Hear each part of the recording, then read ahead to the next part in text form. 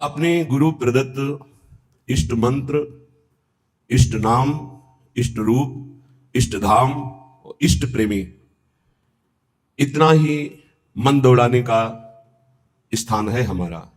इसके अलावा अन्य सब निषेध है। जहां हमारा मन परम सुख में डूबेगा वो यही स्थान है।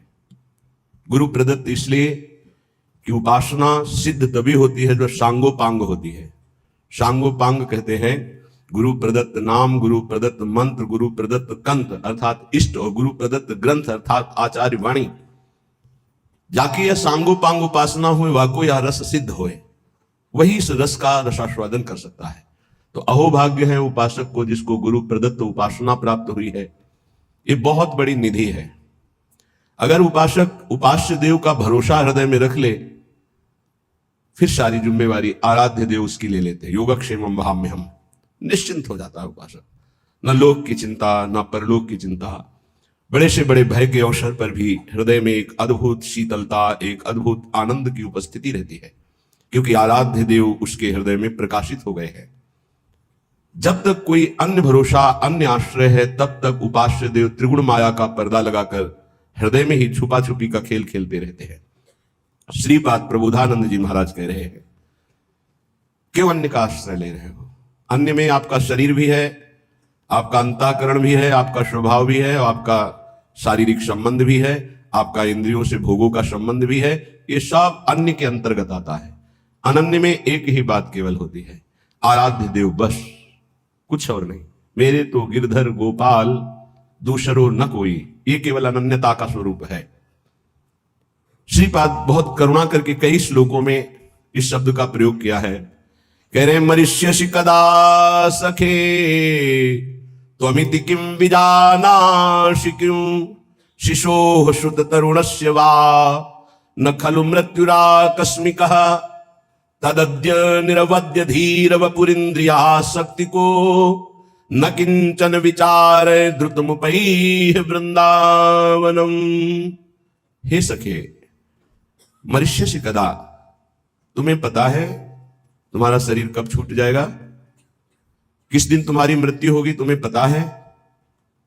क्या तू ऐसा जानता है कि तेरी वृद्धावस्था में ही मृत्यु होगी? तो गलत तेरी सोच है। शिशो हो, शिशु अवस्था में भी हो सकती है। सुतरुणस्य, सुंदर जवानी में भी मृत्यु हो सकती है। खलु मृत्यु राकस्मिक, अकस्मातिक, कभी भी किसी भी समय किसी अवस्था में हो सकती है। तदद्य निरवद्य धीर वपुर इंद्रिया शक्ति को।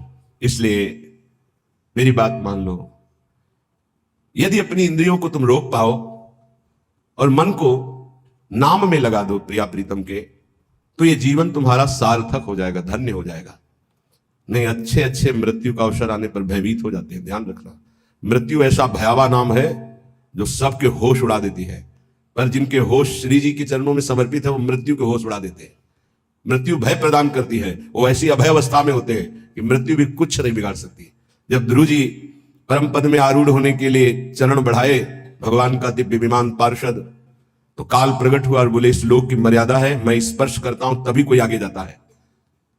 तो ध्रुव जी ने कहा ठीक है, मैं स्पर्श करता हूं आपको, और काल के माथे पर पैर रखकर भगवान के दिव्य विमान पर पार्षदों ने हाथ पकड़कर ऐसे बैठाला। भक्त काल के माथे पर चरण रख करके चलता है, पर वो भक्त जो अनन्य है प्रिया प्रीतम, जो अनन्य है प्रभु का, प्रभु के सिवा किसी अन्य से आस विश्वास नहीं है।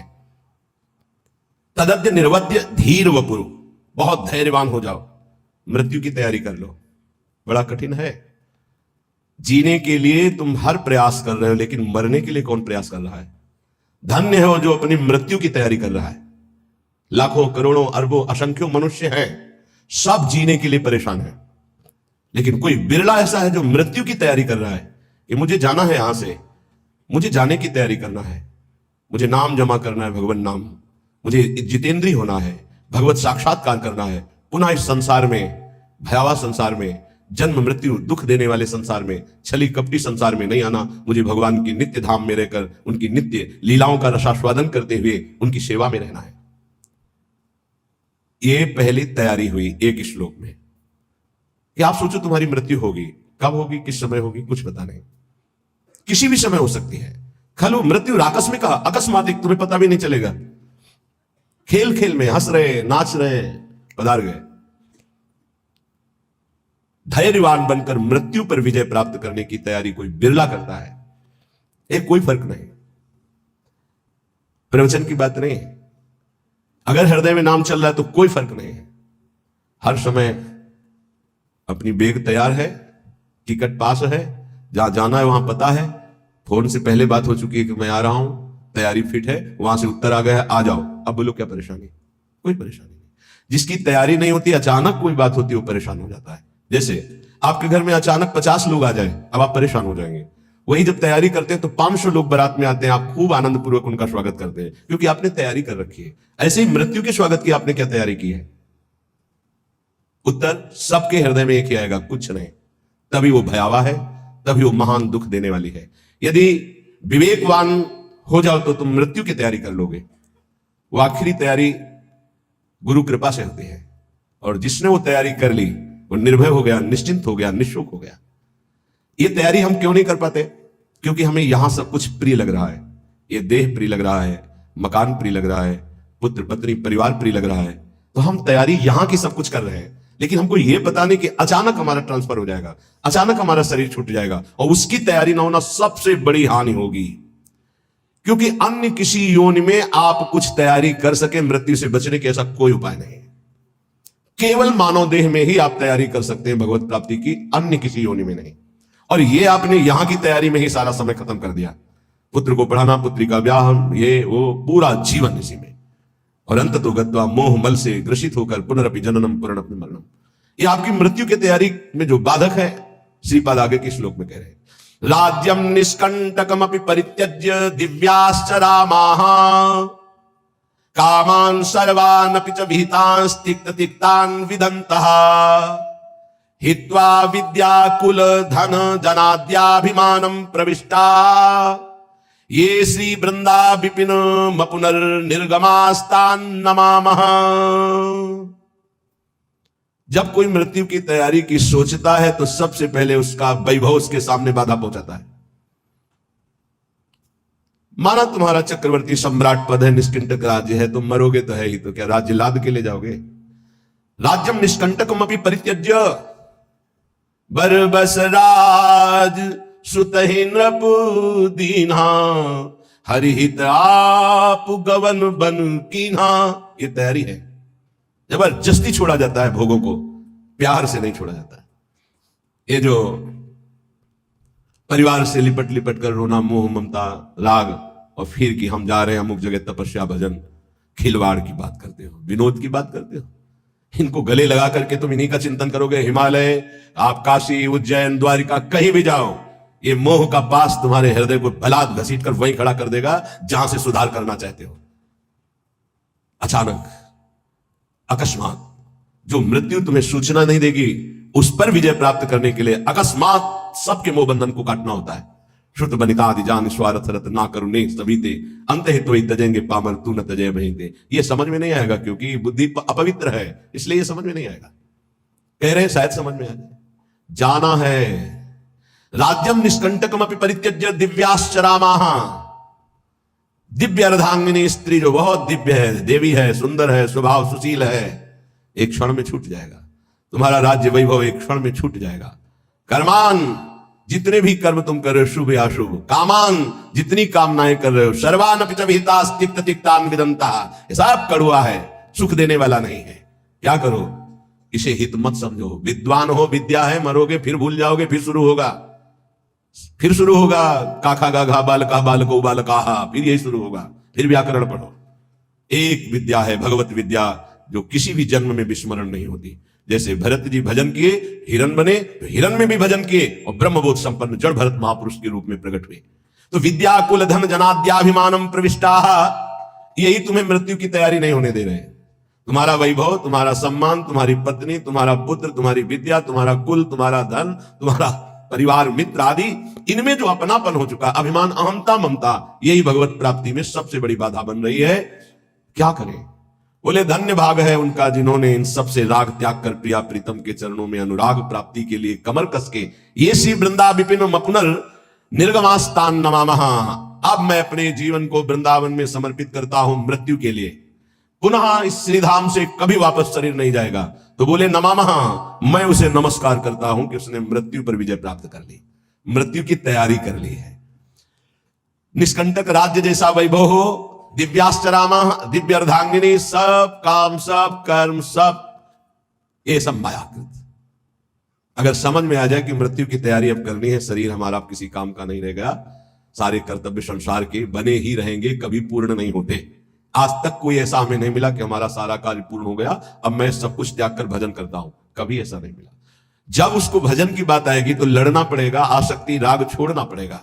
श्रीपाद कह रहे हैं कि विद्या का, कुल का, धन का, जन का, पत्नी का, राज्य का, वैभव का, जीने का, यही माया के द्वारा प्रकट किया हुआ ऐसा राग है जिससे जीव अपनी मानव देह को इनमें व्यर्थ करके भगवत प्राप्ति की तैयारी नहीं कर पाता। क्या करे? बोले राधा कृष्णो परम रणिनो कुर्वतः सर्वतः श्री विष्णोर्धाम्ना स्फुरद्दति महानंद वृंदावन स्थान। भगवान विष्णु के परम धाम है क्षीर सागर, वैकुंठ धाम, और भी बहुत से भगवान के निज धाम है। इन सब में महामहिम, जहां अधिक प्रेम रस की स्फूर्ति होती है, बड़ा रसमय स्वरूप। विष्णु का तात्पर्य होता है व्यापक तत्व। विष्णु किसी एक का नाम नहीं है, विष्णु का तात्पर्य होता है व्यापक तत्व। जो उस तत्व स्वरूप भगवान है, उनके बड़े धाम है, उन्हीं का कैलाश है, वही शिव रूप में है, वही ब्रह्म धाम में है, वही क्षीर सागर में है, वही वैकुंठ धाम में है। बोले उन्हीं परम तत्व का एक बड़ा रसमय धाम है जहां प्रेम की अत्यंत अधिकता है, उसका नाम वृंदावन धाम है। और वहां जो परम तत्व दो रूपों में खेल रहा है, रसो या परमानंद एक द्विधा सदा। जो रस परमानंद में तत्व है वो एक होते हुए द्विधा दो रूपों में खेल रहा है, श्यामा श्याम के रूप में। राधा कृष्णो परम रणिनो कुर्वतः सर्वतः श्री विष्णुर्धाम्ना स्फुरद्दति महानंद वृंदावन स्थान। बड़ी महिमा की बात कह रहे हैं। यदि आपको श्रीधाम वृंदावन आने को मिल गया, श्रीधाम वृंदावन का परिचय मिल गया, अब तुम्हें यहां ऐसे रहना है, अगर रहने को मिल जाए आजीवन, तो कह रहे जंतुन हंतुम विरचित कृति नप्युरूप प्रेम भाजो। चाहे वो मेरे को अंग अंग काट दे तो भी मैं नहीं जाऊंगा वृंदावन से। यह आखिरी मृत्यु पर विजय प्राप्त करने की बात है, क्योंकि साधना करके भगवत प्राप्ति करना बहुत कठिन है। तो आश्रय से भगवत प्राप्ति होती है। धाम का आश्रय, धामी का आश्रय, नाम का आश्रय, लीला का आश्रय, सबसे ज्यादा सरल पड़ता है धाम का आश्रय। जो निरंतर नाम जप करने का फल है वो निरंतर जो धाम वास कर रहे हैं उनको स्वाभाविक मिल रहा है। जो निरंतर रूप ध्यान का फल है वो धामवासी को मिल रहा है। जो निरंतर लीला चिंतन में डूबे हुए महापुरुषों की गति वही निरंतर धामवासी को प्राप्त होगी। बहुत दुर्लभ है श्री धाम वृंदावन का अखंडवास। कह रहे हैं कि जंतुन हंतुम, यहां के कोई जीव जंतु या यहाँ के कोई ब्रजवासी जन यदि हम पर प्रहार करते हैं तो हमें सह लेना चाहिए, पलट कर वार नहीं करना चाहिए। मृत्यु की तैयारी करने वाले की बात कह रहे हैं, यहां तो बड़ी बात कह रहे हैं, जंतुन हंतुम, मुझे मार ही क्यों न डाले, बड़ी बात कह रहे हैं श्रीपाद। ये तैयारी हो जाएगी, आपको प्रिया प्रीतम की प्राप्ति हो जाएगी। बहुत कठिन है ऐसा समर्पण होना। जंतुन हंतुम, कोई भी जीव जंतु। एक बार काली दह में जहां पूज्य श्री जगदीश बाबा रहते, वही श्रीधर बाबा विराजमान थे जिनकी सेवा में जाते थे। उन्होंने बताया था कि एक वृद्ध संत 2:30 बजे रात्रि की परिक्रमा लगाते थे। तो सर्दी के समय 2:30 बजे रात्रि के, बहुत ही बिरला कोई 1-2 परिक्रमा में, तो कुछ ऐसे भगवान की लीला से कुत्ते थे जो सर्दियों में अगर सूकर निकल पड़े तो घेर कर उसे मार देते थे, वो खाते थे। वो बाबा उधर से निकले तो उसी आवेश में वो कुत्ते बाबा के ऊपर टूट पड़े। अब एक छड़ी वयोवृद्ध संत गिरा के कितनी जगह उनको खाया। तब कोई परिक्रमार्थी कितने मिनट बाद निकला होगा, जब देखा हल्ला मचाया तो खून खच्चर से उनको उठा के कालीदह के स्थान में आश्रम पे लाए। बस उनके मुंह से राधा राधा राधा। उस समय हरगुलाल सेठ जी थे, उन्होंने जब सुना तो आए, क्योंकि बड़े भजनानंदी संत थे। तो उन्होंने कहा कि मथुरा चलना पड़ेगा, इतना घाव ऐसा ऐसा, यहाँ तो डॉक्टरों की वैसी सुविधा नहीं है, मथुरा चलना। पूरा नहीं, हम जीने के लिए वृंदावन नहीं आए, हम मरने के लिए आए हैं। और ये प्रियाजू ने हमें बुलाने की लीला की है, मुझे मथुरा नहीं जाना है। वो बहुत पीड़ा हो रही, तो वृंदावन की रज लाओ, हमारे शरीर पे लगाओ, जय मिनट हम जीवित है ते मिनट कीर्तन करो, बस यही जीवन का हमारे परम विश्राम। मुझे औषधि नहीं लेनी। अगर वृंदावन में औषधि हो रही तो हो रही, नहीं हो रही तो नहीं लेनी है मुझे। शरीर छूट जाए, मैं छोड़ने के लिए आया हूं। यह है तैयारी मृत्यु की। जंतून हंतुम विरचित कृति नप्युरूप प्रेम भाजो। बहुत बड़ी तैयारी करनी पड़ती है मृत्यु पर विजय प्राप्त करने के लिए। कोई मेरे ऊपर प्रहार करेगा तो मैं उसको सम्मान दृष्टि से देखूंगा। क्यों?